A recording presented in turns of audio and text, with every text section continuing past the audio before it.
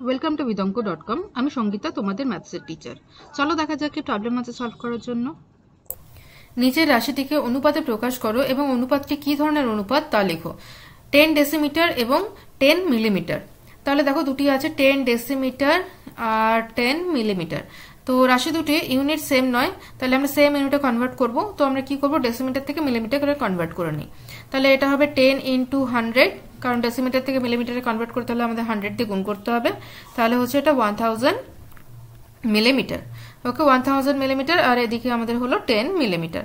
এবারে আমরা যদি অনুপাত করি তাহলে আসবে অনুপাত